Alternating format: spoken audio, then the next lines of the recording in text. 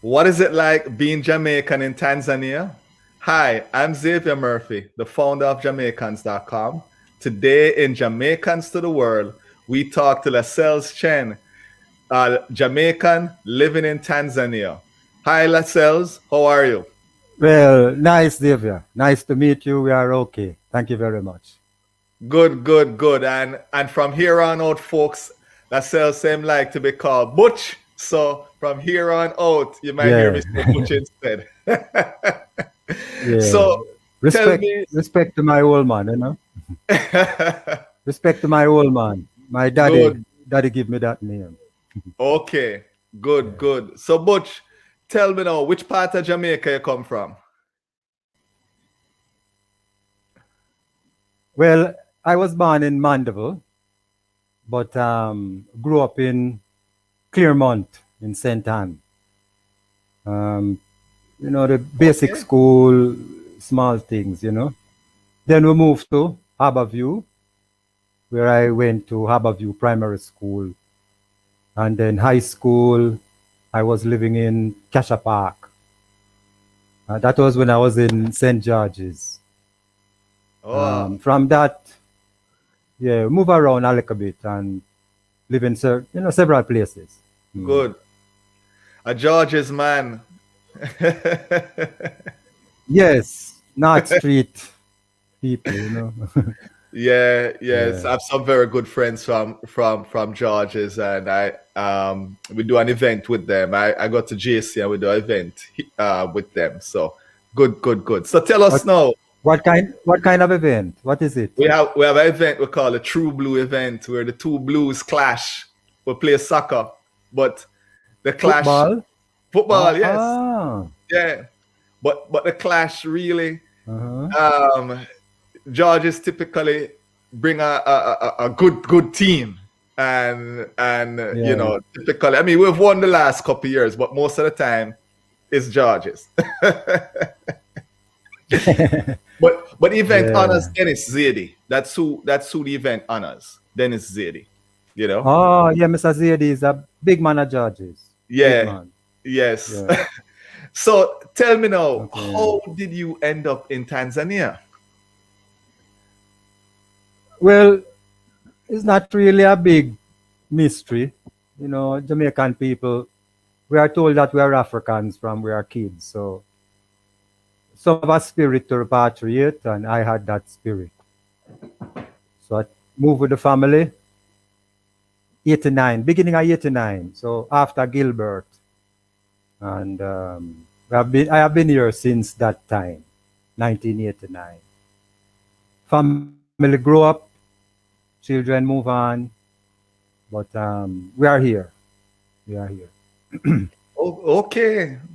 So Mm, tell me now, was it a big adjustment? I mean, you moved there with kids also. Was the mm. adjustment a big adjustment for you and the family when you moved there? Well, of course, change is change, you know.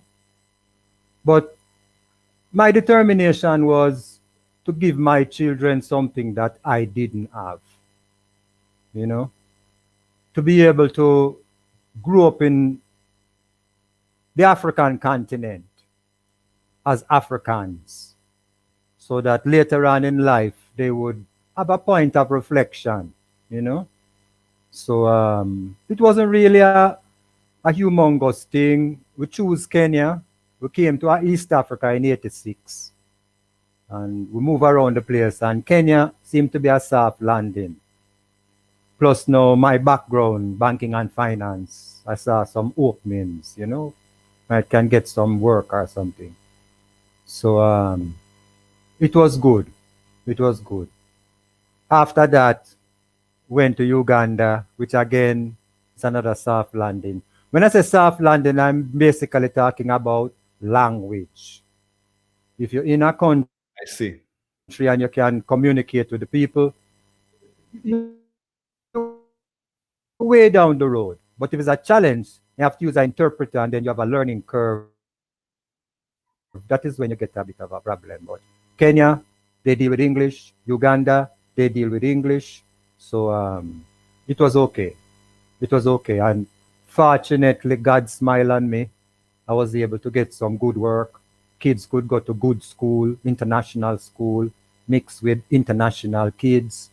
So my only prayer is that now they see the value of what, the I education that see. they got. So So so it's I thank God every day that yeah. that's good. So is Tanzania the language also? You said a lot soft landing. Is it also English in Tanzania? No, in Okay. Tanzania they speak Kiswahili. So Mm, you have to learn the language to be able to you know communicate with the people. But it's like a split society because yeah, the problem now. They're teaching Kiswahili up to standard 7 in primary. So when the kids go into secondary now, the teachers are talking English. So there's a challenge in the Tanzanian system right there. But again, I was fortunate enough that at least my little girl could go to a English primary school. So going into secondary is not a problem. I I see. It's almost like this debate we have about the mother tongue is patois Mm. and we have English. So, but that's another day. That discussion is another day. So tell us a little bit now about the people there. What are the people like? Tell us a little bit about the people of Tanzania. Well, people of Tanzania are nice people. In my 30 odd years, I've lived throughout the region: Kenya, Tanzania, Uganda, South Sudan, and I've traveled up and down this eastern side of Africa and even venturing into Nigeria and so on. So the people really is the same people, nice people. It's not a confrontation. And us as Jamaicans, we know how to live with people. So we don't have that problem, you know, to segregation and those things. No, no. When you live in Africa, you have to deal with the neighbor. You know, Africa Mm, come in like country living. I don't know if you grow in the country, but me, I grow in the country. And when you pass people, you have good morning, you have good evening, you have all of those niceties. But it's the same thing now in this culture, you know. You don't just pass people on the road. You have to greet them and you ask about their, how they are, the relatives, and so on and so on. So it's a very polite society. And yeah, I appreciate that. Mm. I see. I didn't grow up in the country, but I spent my summers in the country because my parents said they Mm. were sending you to the country every summer. And Yeah. that I know what you're saying. It's in the morning it's like practically most of the morning is spent greeting people walking by and greeting this person and that Yeah. person, and you bring Yeah. something here and yeah, just so much of a community, a strong community. um Yeah, that is how Africa generally is. Generally speaking, you live in a community, you just work with the people. When I come to Africa, I have Muslim friends, and you try to understand because if they have their celebration, you go. If they have their funeral, you go. The wedding, you go. When you have your things, they are there. The only problem is the church thing.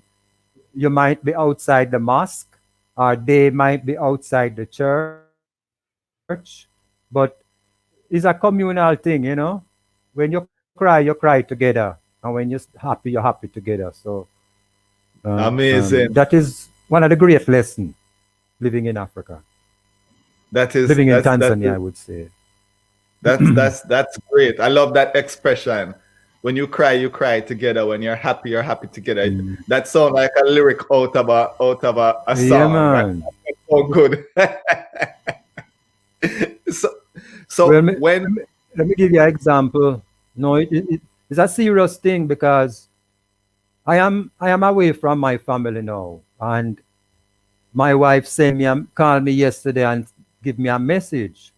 Now, this message is that two good professor friends of mine, a husband and wife, the two of them are professors, and they work in the university which is next to us. Now, the two of them are in hospital with COVID, and when my wife called me, as far as I am here, you feel it because you don't get that news just so. You get that news because somebody know that somebody know that somebody know you and how you connected with those people.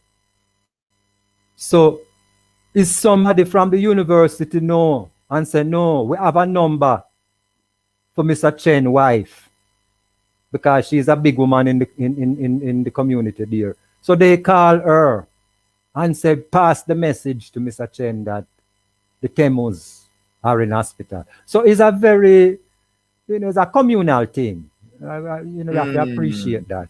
Mm. Cry that's together, just wonderful. Yeah, yeah. I'm and so pray sorry to together. hear about so sorry to hear about your friends. Let me Yeah, ask you man. this about And it's two big people. It's two big people. It's two people mm, who help the community. It's mm, professors, but them not people who are on the IRS. These are people who work with me in the village. I really feel mm. it because I know even them kids. So we're praying. We're praying that them go Uh, through. Mm. when people, because you mentioned, it's such a village and so on. When people learn that you are Jamaican, you mentioned Jamaicans get along with anyone also. When they learn that you're Jamaican, what's a typical response from people when they first learn that you're Jamaican and from Jamaica? Well, the typical response is happiness. You have in every society you have two different kind of people. You have the ordinary people and you have the government people. So are the officials. No, me, I have no problem with any of them. The official people are the ordinary people. Because the ordinary people know Jamaica through our culture. They know Jamaica through Bob Marley, Peter Tosh, all of the artists, all of those, that side of the culture, which a lot of Jamaicans don't understand where the culture reach. True. People who don't know English language will sit and listen to Bob Marley, the whole album, and sing lyric to lyric, you know. So when you tell people that Jamaica is a small place, it's like them say, no, you don't come from Jamaica. Jamaica is a big place. So I explained to them, no, it's a small place. Because when I was a kid in university, I used to leave university on Friday evening with my friends riding bike. And we head east. And we go to St. Thomas and cut round Portland. And maybe we sleep, Rockabessa. Then from there now we just continue to Negril. So we know Saturday we in Negril. Sleep Negril Saturday, come back, reach home Sunday, prep up, back into class Monday morning. So I explained to people that that is what I used to do in university, and them said, no, it's yeah. we So we Jamaican. being a Jamaican is a big thing, big thing, big thing. Yeah, we Jamaicans People love look hearing. at you different. Mm. What We I love like to hearing. say is that The African look at Jamaicans as representatives of Africa outside of Africa. That is how I would best pack it up. Because nobody else in this world sing about Africa like Jamaican people. Yes. Think back. Which artist, which genre of music or anything people celebrate Africa? It's only Jamaican reggae music. So I can tell you, I have been some places in Africa and play my music and create problems because I have my music on my laptop. So I play my music anywhere and people just, yeah, man. You Them carry a know little sugar sound, miner. you carry a little sound system on your laptop. You carry a sound No, no system there. little sound system. No, no little. Big. Big. Big. I'm a sound man, you know, Xavier. I'm a sound Okay. man. So, Okay. yeah, so all of my music, I realized that working with record and cassette and those things was a waste of time. So I just try to digitize it. I have a son in America. Him send me a thing where you just play the music and it goes straight to the computer. So we try to just digitize it and work with the laptop. Just before this interview, is me and a South African sit down here so I listen to Sugar Minot. Oh, So wow. we deal with the thing. It's our culture. It's our culture. So me play my culture. Nice, Yeah. nice, nice. So I'm going to move on to food. What is the food like? Mm. What if you were to say, if I was to visit, you said, Xavier, here is something you must try, or give me two things that you say, man, you have to try them two things in a Tanzania if you come. Well, no, the food is nice. And there's a lot of things that you could try. But my favorite now is the one pot special. Because I see you know, African society built around two things, basically. Shade and a pot.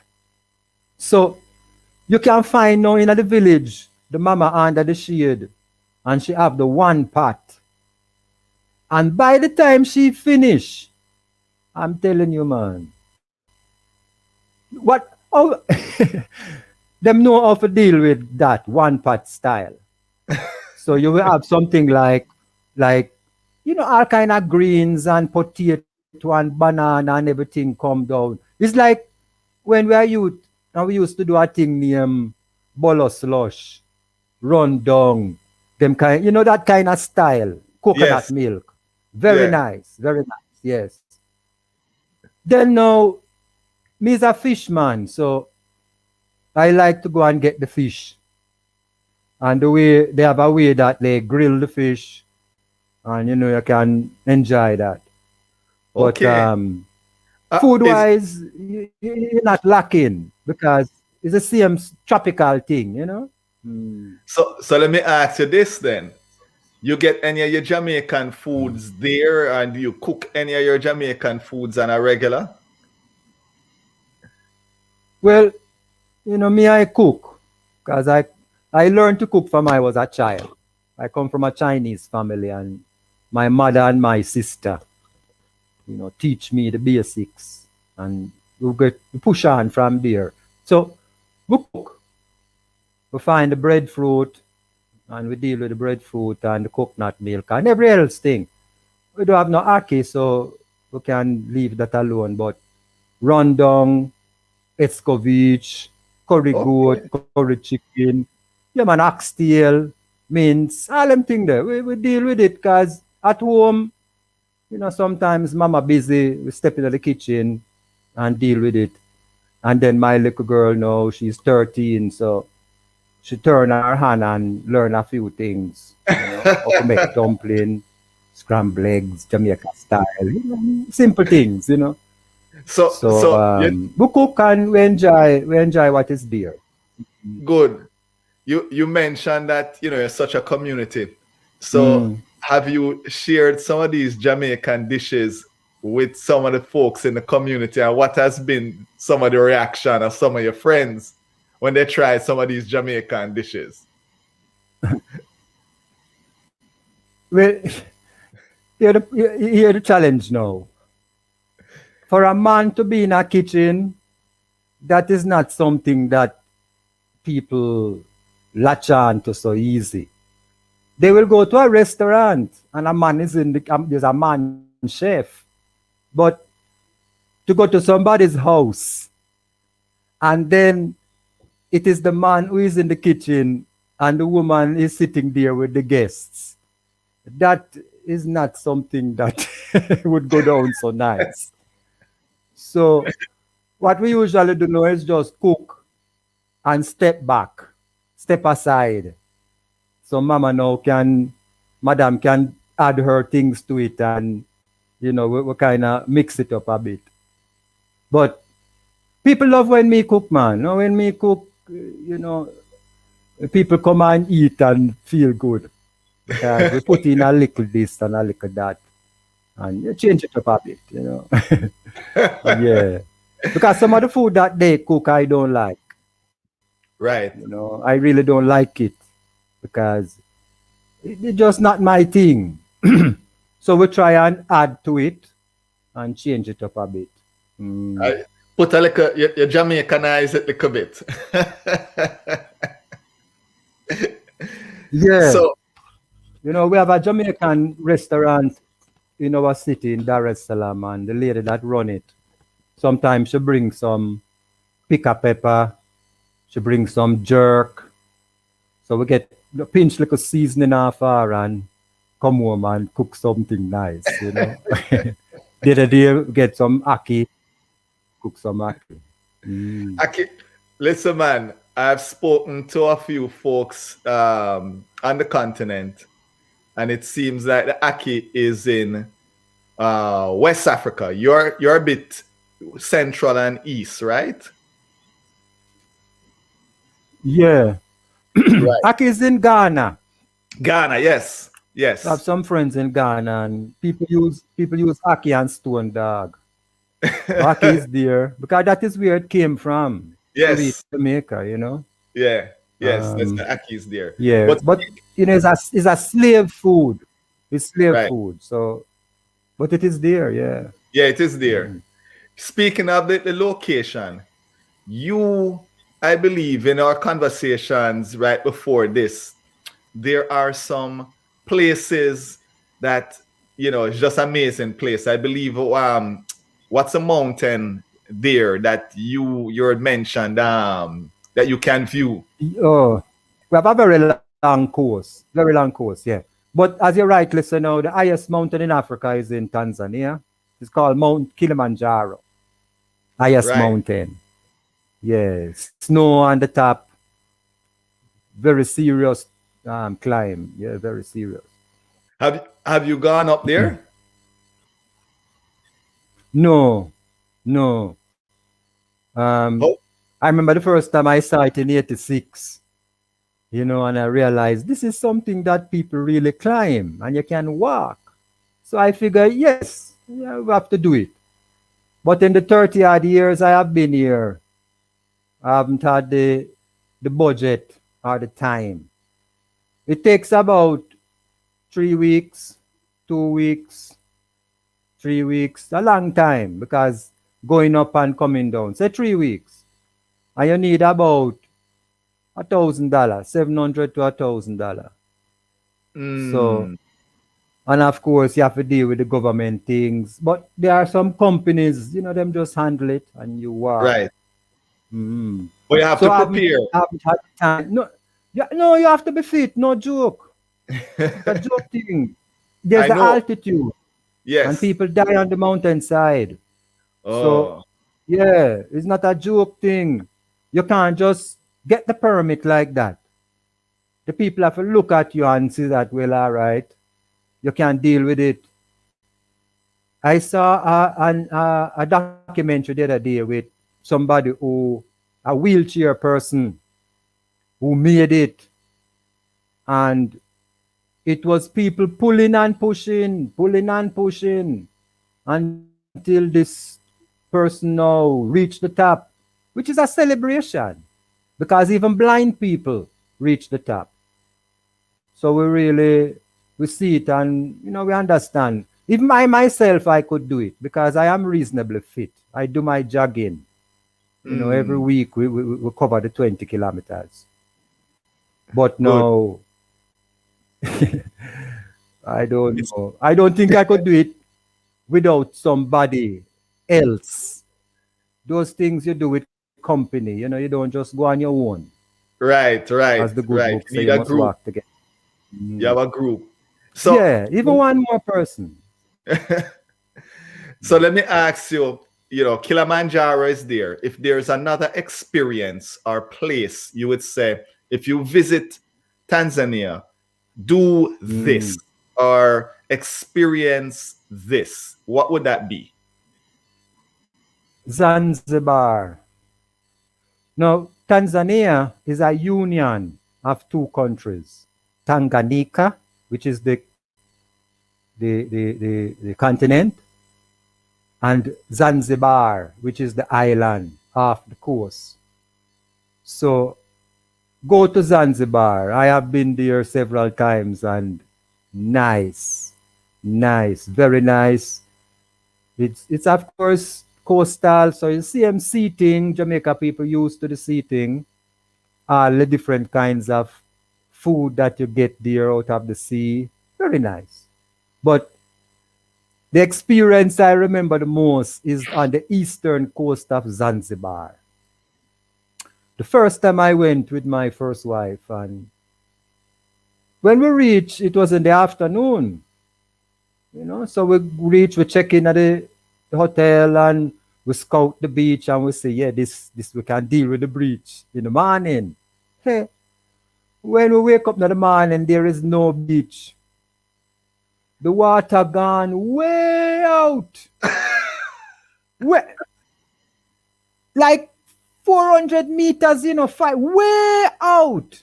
So I said to my wife, Mr. Janet,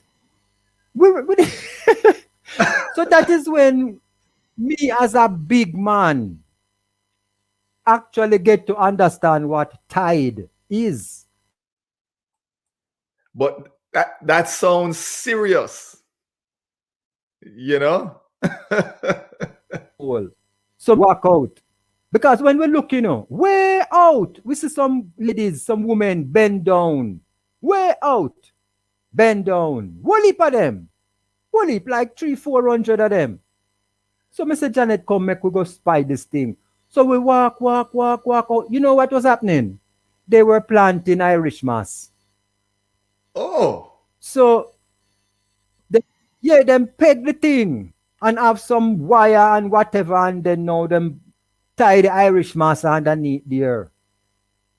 You understand me? So them plant it out and them do everything. Me tell you, big space, big space, cause one woman have her little space. And our neighbor is there and like a collective. Me and Janet, we did watch them and we ask them what they might do, and they explain to us, and they might do this from them a picnic. This are the family business. So it's like you'd have somebody with a piece of land where them grow onion or something. These people have a piece of the beach where them plant Irish moss. Man, What do they do? What do they do with the Irish moss? my youth, me again story. So now, me and my wife now catch a swim because the water is there. We catch a swim and we go in and have our breakfast, and say, no, we're going to link up with them later. So when we finish now and fresh and go back on the beach, you can see now the woman them gone and the water now coming in. God, this is late morning now. The water start come back in. So we take a walk, go up on the beach and find the woman them a little bit up. And them have the Irish moss spread out, pan tarpaulin, and I do them things. So I see some Irish moss and I ask the lady, I have to buy a little of this, and She asked me, what am I going to do with it? So I tell her, say, in my culture, we boil it and drink it. So this, so I ask them now what they are going to do with the harvest. Well, is a ingredient in cosmetics. So they export it to Italy. Oh, I am wow. telling you, Xavier, I treasure every day I make every step because I learn some things. I never know that. I never So, know that. So so what was their these people reaction when you export tell and them? earn money. No, it So, was not a surprise to them because they also use it, but they use it fresh, like mm, lettuce. mm. So they So eat it. yeah, man. But me, me tell them so no, make a boil it and make a drink. I may explain to them how we do it, and it was no surprise to them because them know people use things and do different things for different things. But I learned several lessons. First, I learned tide. I learned what tide is. I learned that people plant seaweed and make a living out of it. I learned that some people are allocated space on the sea floor to do this kind of thing. I learned that Irish moss is exported to Italy as an ingredient in cosmetics. and And that was enough learning for that day. and I learned a lot from this. Butch, Uh, listen, I appreciate you taking some time to tell us your story about living in Tanzania. And as I said, that Irish moss story going to stick with me. I'm going to tell someone today. I got to tell a few people about that one today. But what would you say? Last question. What would you say to any Jamaican who is thinking of coming to the continent or even Tanzania? What would be the one piece of advice that you'd give to them? And that's my final question before you go and teach me something. But I'll hold that till you finish this answer. yeah. Well, I'm glad you bring it up because it is an important thing in this time. There's a lot of interest in the continent. I am here in Tanzania and I've met some African American people who, because of the politics there and because of the COVID and whatever, they have found themselves in Tanzania and get a chance to communicate with them. Now, for me, I can't, my understanding is limited to the Jamaican context because I have friends, I have mentors, elders who left Jamaica and came to East Africa. We have many of them who are in Shashamane, Ethiopia. And especially here in Tanzania, a contingent came in the late 70s. We have elders like Professor Mkululi, yes, Professor Mkululi, Ken Edwards. We have was passed away, R.I.P. God bless his soul. We have other people like Ras Bupe was also passed away, and some other elders. Now, we came because they were here. But if somebody is thinking of coming to Africa, in this time, I would say there's a lot of research, a lot of scope for research. Use the internet, track and see what is happening in your favorite country. Africa is not a country. Africa is a continent of 54 countries. So you need to pick one, pick two, pick three, do your research. I would I would not advise anybody to go to a country where the language is going to be a problem, a challenge, not a problem, but a challenge. I wouldn't advise it because you don't want to have that kind of an introduction. You want to be able to talk to people, especially in officialdom, explain the situation, and do what you want to do. Plus, you don't want the kids, if you're coming with children, you don't want them to have that challenge also, you know. So that would be, I would say, consider the language, please, because that is something. The other next thing now is you want to understand what the government position is in terms of coming to Africa.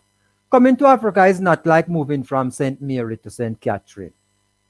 It's not like moving from Florida to New York State, or from Vancouver to Montreal, you know, or from Italy to Spain. No. You're moving from one place to a completely different place. And you cannot expect anybody to be here waiting on you. People are more expecting you to carry something for them. So please, anyone Jamaican, they are my brothers and my sisters who come through the same navel string. Do your research. And if you want a quick answer, I would say focus on Ghana as a quick answer. But don't take my word and hang me. But from what I know now, Ghana government look receptive. Them have a whole period where them say point a return. The English is the language, and the history of Ghana. Ghana have a very rich Pan-African history. So I would recommend Ghana, but don't hang me on that one. Yeah. Well, I always, I listen, a wealth of information given here, wealth of information. And I always end this way. So now is where I'm going to put you on the spot. And I'm going to hang you, but I'm putting you on the spot now. How do you say bye-bye in Tanzanian? In the most informal way. You're going to teach me now. You're teaching me how to say bye. Well, even before we say goodbye, because goodbye is a terminal thing, you know. we want to appreciate the work that you're doing, because we watch some of the videos and it is very educating, very informative. I don't know how you plug it into the educational sphere, how people look at it and, you know, get some benefit from it. But just to encourage you to continue what you're doing, because, you know, it's a small island, but as them say, we little but we talawa.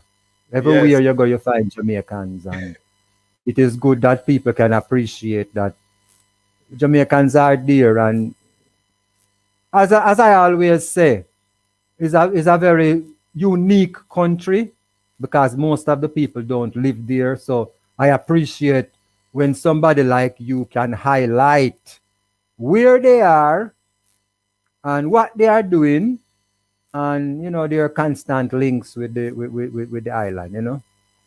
So in stepping down, goodbye in Kiswahili is Kwaheri. Kwaheri. Which is really two words. Yeah. All right. Kwaheri. Kwaheri. Kwaheri. It's two words. All right. Kwa and heri. Heri. Yeah, kwa is for. Okay. And heri is like a blessing. So okay. When Tanzanians are departing, they are really blessing you when they are departing. Okay. You know? I like that. Kwaheri. Yeah. Kwaheri, my friend. Show some love now.